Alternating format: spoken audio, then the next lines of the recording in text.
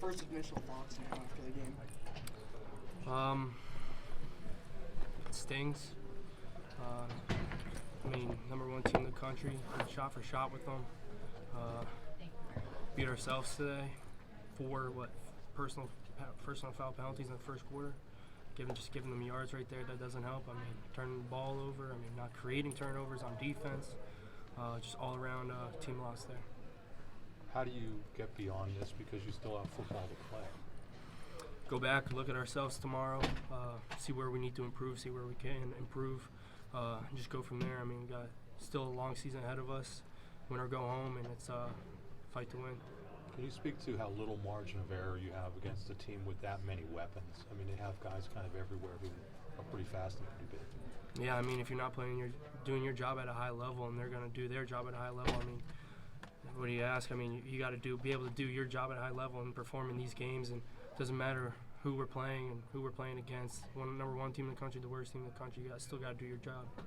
Dom, you guys were down 28-10 at one point there in the first half, and cut to a 7-point margin before halftime. What do you think that says about the team that you guys were able to rally? It means that we're capable of winning these games. I mean, it just came down to the end. We beat ourselves at the end of the day, and just be able to regroup and look ourselves in the mirror tomorrow and be able to improve and just keep on going for the rest of the season. Dom, this isn't a team this year that's really beat itself at all, so why do you think that was the case tonight? Does anything come immediately to mind?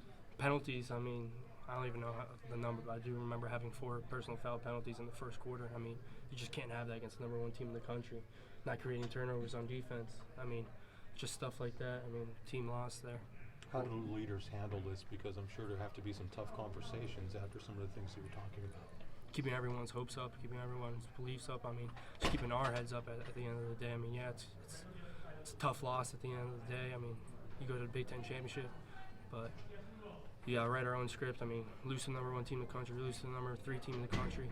I mean, what are you going to tell your kids down the road 20, 30 years from now? What happened in the 2024 season? All you got to do is we fought adversity and kind of came back from it. What was the message at halftime after those first half penalties? 0-0. I mean, we got to come out and play our game, punch them in the mouth, and be able to play. I mean, be a third quarter team. I mean, we were a great third quarter team all year, and just didn't execute to that.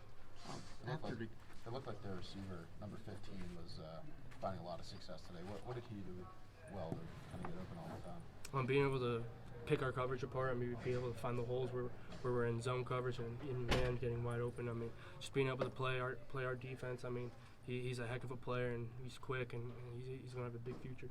Tom, after the game in the locker room, as a captain, was there anything specific that you said to your teammates or any message you gave?